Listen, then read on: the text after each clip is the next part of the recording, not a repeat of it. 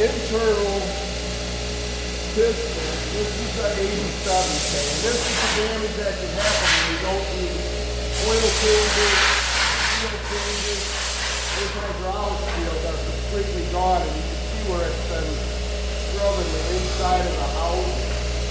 I mean, these seals should have been changed. I don't even know how. Is that piston no good though? The piston's no good. The housing is no good. The ceramic plungers are fine. This is the housing. You can see the scoring in there. And these housings aren't $1 million. This was probably $250 to replace. But the piston is, that's another $500 and on and on, And now we got to clean the hydraulic tank out because we don't know how much of the steel and crap is sitting down in the bottom of the tank. So it just keeps on multiplying. So to show you the difference, this is an 87K. This is a 60K piston. Same ceramic plunger, same volume of water, but you can see how they create the additional pressure. Right? See how much larger that piston is than that piston. So, this is the check valve body out of a 87K. And this is out of a 60K. You see everything is just extremely heavy duty. The high pressure seal for a 60K is this little guy here. Gets pressed into the cylinder.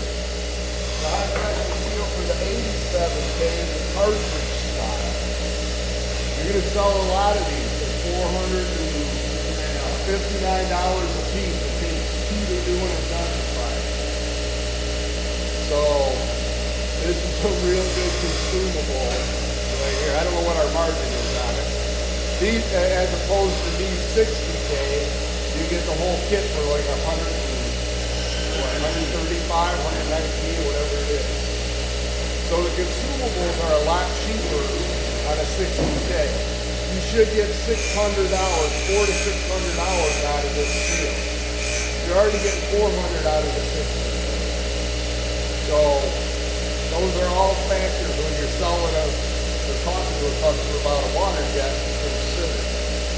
How much can they sell it to consumables? How much, We like 90K, because 90K is like is a flow exclusive. All the 90Ks out there are either flow or a flow derivative. So KFC offers a 90K pump, it flows design. So the parts are proprietary, and we're a dealer for flow, and we're a dealer for KFC. That's a nice place to be because KFC has two dealers in the country. We're one of the two. They'll sell parts to their OEM partners, but they don't discount them. So you should, unless you're competing directly with KFC, you should always be able to at least get in the right ballpark with KFC parts. And on flow, same situation. They don't sell to dealers. We're a unique entity. We're a flow partner. There's only a couple of us out there. Most of their dealers are dinosaur hunters. They want to sell the machine. They don't care about the parts. So we want to sell parts because we're just that's how we're wired. The 90K is great because ain't nobody else got the parts. We've got the parts. There's a knockoff version of the 90K stuff, and that's H2O. H2O is a flow company. KFC is a flow company. We're an H2O dealer, we're a flow dealer, and we're a KFC dealer. Obviously, we sell Hypertherm parts, AccuStream. AccuStream and most of the smaller Chinese companies and knockoffs don't offer 90K because they can't beat the patent. These are patented parts, so where they can go in and beat the patent, they do. And the problem is yeah, they can buy this part, they can buy that part, but they can't get that seal right there, and that seal's magical. So when you have that type of customer, you should always be able to go in and and get the business. And for the most part, we do. It's very unusual for us not to get parts business from any of our customers. You know, it's just like anything else. You need to look at the items you're getting, and if you're not getting the stuff, find out why. I mean, we should almost always be able to put a program together that should work. That's not exclusive, because you might have a customer that's buying for his cousin Leroy, or you know, he just loves the girl on the phone desk at IWP. I don't know the reason, but there's always exceptions. But usually it leans in our favor. We are the largest independent Waterjet parts distributor in the world. That's pretty good, you know? So we need to continue to go after all that consumable business. It's a rare place. Wouldn't you like to be the largest Mitsubishi dealer in the world? Wouldn't you like to be the largest Koike dealer in the world? Well, here you are. So this is an opportunity to go in with all the stuff that we have available to you, and all the, I mean, you got 5 or 6 service guys that are in your back pocket to help you out. He's a phone call away, and I tell everybody, talk to Joel, he's gonna work with you. You know, he's gonna try to help you out. Would he like to come out and do a sales call, a service call? Absolutely, but if he can get you fixed and up and running on the phone, he knows that's gonna be repeat business down the road. So you guys need to have that confidence. I mean, selling is confidence, right? I mean, if you got the confidence in what you're doing, then you should have no problem getting the business. And when you don't, you got to wonder why you didn't get it, and find out why. You know, did I do it wrong? Did I present it wrong? But you should have that confidence. And like I said before, maybe not on the spot or on the minute, but if we can set it up, we can always get someone to go in with you if you want to talk to a customer. Look at their machine, look at what they're doing, we've gained enough experience now that we're very good at problem solving when a customer's having an issue with cutting or with seal life or whatever it is, and we've got a huge network of phone a friends. So that's another benefit to the position we're in with the parts business and being as large as we are. Is almost every manufacturer, we've got somebody's personal number to call and get answers for the customer. So,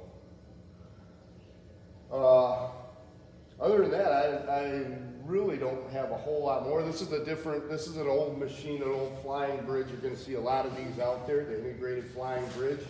Normally there would be a tank in front of it if they didn't send us the tank back, but everything else, the ball screws, you can see how rusted all this stuff is. It sat out in the warehouse next to the ocean and just rusted, so. This is gonna be somewhere between probably a $60,000 repair. And then we're gonna disassemble it, send it back down there and go down and install it. So this is a Flow Mach 3. Yeah. A Flow Mach 3 was so popular when it was being produced that there are more Mach 3s in the world than all other water jets combined. So this one model outsold everything else in the world. This is when Flow ruled the universe. At one point they had as much as 90% of the water jet market worldwide. It's changed greatly. They still have 60%, which is a large number, and most manufacturers would be pretty excited about that. But the Omaxes and the Wards and some of the other guys have upped their game and taken a very large portion of it. Flow does about 600 tables a year in the United States. Last year we sold, I think, 14 tables.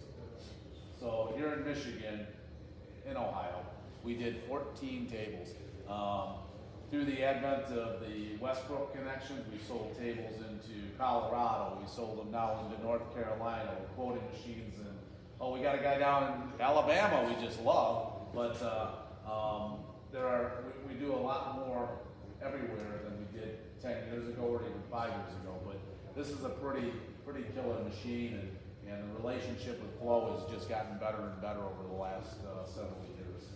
Yeah, definitely has. It's gotten from where we didn't have any more access than anybody else, as far as like Kevin, their service manager. Now we shoot Kevin an email, he knows who we are, and he responds. Used to be you'd call for some help and it may be days, you know, and you've got customers that are sitting there down waiting, you know. So it really is a big advantage, the relationships that Don has been able to develop with the different, you know, manufacturers, suppliers. It's really advantageous. You have so many assets available to you today that we didn't have, and let's just say 2010 is the benchmark. And 2010 was our biggest single growth in Waterjet ever. We came out of the recession, and we just were on fire. The company was well positioned financially, and we just had our biggest gain percentage-wise in 2010. Back then, we used to call, were you with us at that point? No, I didn't start till 2012. At that point, we used to call Joel at Milco, that was our tech support. Or we would call, we had a guy named, I forget his name, but he was over at a company called Superior Waterjet. And he was kind of okay, and he was friendly to us. That was our support, that was our technology center. We had a gentleman by the name of Ed Hagan that to this day we still work with, because he is the Waterjet guru. He is known throughout the industry as the go-to guy, but he travels the world, so sometimes he's in China, and I can't get a hold of him. So, but back then, that was our technology center. Today, Kevin Roxtella, for instance, at Flow, used to be one of their top salespeople. He's now he's the head of the entire service team at Flow, which is 180 guys. There's 180 service techs at Flow. That number is, I've never heard of such a huge number for a manufacturer. That rivals the Mazaks and the Makinos of the world as far as bodies. And Joel can call Kevin or text Kevin, and it's like you're texting your buddy, and we get an answer. Sometimes the answers we get aren't exactly what we expected, but that's good because it kind of leads us down a different path. So the confidence and support should be second to none. And if you feel like you're not quite right with it, and you call me up and I don't quite answer your question, you got to challenge me a little bit. Sometimes I get going too fast. So same thing with Joel. You might call him, and I've seen him do this. He's answering the phone while he's changing the oil on a hydraulic pump. That's pretty cool customer service. I mean, that's pretty dedicated. And yeah, he does the same thing we all do. We look at the phone and go, Dave Mertens again. I can edit that. You know, and he puts the phone aside. Don't worry, Dave won't see this because I know he'll never watch it. But you know, normally he'll get back to you pretty promptly. I've never, that's the one thing I can honestly say, I've never heard anybody complain about us getting back to them in a timely fashion. So, you can have that. I don't know what more valuable asset tool there is than to know that you can have all of that at your disposal. John Hayes is one of the best supporters of Waterjet. He's one of the most knowledgeable Waterjet guys around for general stuff, like me, general stuff. If you gotta get in the nuts and bolts of it, that's a Joel. So, but don't be afraid to use us because somehow, some way, that always comes back around. Don, I got a question. New cantilever versus the Mach 5 out here, do they hold the same tolerance? No, well, no. That machine will So the hold plus or gantry's minus. gonna They're all rated at about 5,000, holding about 5,000. That machine under a gantry machine under perfect conditions will hold about 3. You know, depending on the thickness and some other things. A cantilever, which would be a Mach 100 in this world, I think 10 thou would be doing really well. Yep. And that's the other thing too, and then I'm gonna wrap this up, but if you do have customers that are having problem with accuracy, not repeating, whatever, we have the equipment to do ball bar testing. We can come in and check the conditions of their ball screws, check for reversal spikes. It gives a whole array of what's going on and figure out where they are losing their accuracy. So that's another service we do offer. What are you charging for that now? Well, originally we had talked about 1,400, but we haven't done very many, and we're generally charging the hours of labor plus about $500. So it's cheap. It's cheaper than you're gonna get it anywhere else. Flow will come in and do it, they're about $1,700. Yeah. And you do it when you do used installs, right? When we do it, yeah, any install, yep, you have to. Well, especially on these machines, because you have to do it to get the X and Y square to each other. Yeah, so what is a ball bar test? It is just that, it's a test. A ball bar can be done on a machining center, it can be done on a water jet that has a screw.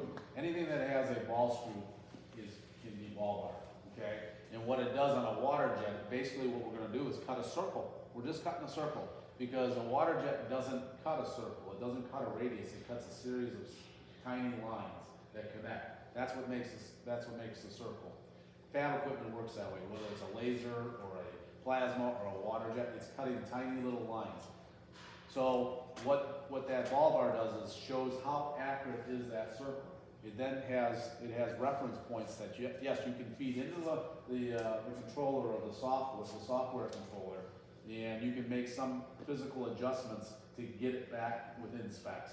Sometimes it just tells you there's a problem, because instead of cutting a circle, I'm cutting an Easter egg, and the ball screw is worn, or the ball nuts are bad, or the servo is not working. There could be something else, which leads into more business, but at the end of the day, the customer has now got a machine that he doesn't need as much. He could actually cut good parts. A ball bar test should probably be done, Flo says every year, should be done every couple of years. You'd be amazed when you ask the customer, when's the last time you ball bar tested? They'll tell you they've never done it. So it doesn't hurt to ask that question, and it doesn't hurt to bring Joel in and do that. Do the whatever the Mr. Goodwrench thing was, a 60-point inspection. Go through and look at the machine and whatnot. So for him to be there for 4 hours, a $1,000 bill, a $1,200 bill to have the ball bar test done, and also has a fresh set of eyes go over the machine, look at leaks, look at different things. That should be a very valuable thing. Ironically, right now is a good time to do it. You wouldn't think so much, but with the economy the way it is, maintenance is a little bit short-handed, and companies are still making parts, so they want somebody to come in and fix some of these things. And you hear the stories about the local garage where the guy pulls the car in and says, my wiper motor needs to be replaced. Hey, while I got it here, do this, do that, do other things, because I don't need the car, I'm working from home. In shops right now, they're busy enough and they can't get help. They got everybody out because they're afraid of the virus and everything else.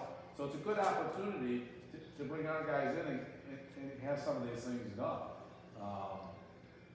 We're seeing a lot of services just stayed really steady through the whole pandemic. Grown through the whole thing. We did $100,000 more last year than we did the year before, with the same number of guys. Yeah, and last month was really good. So January in sales was a pretty good month for AHB. We were up about $300,000 in total company sales over the year before.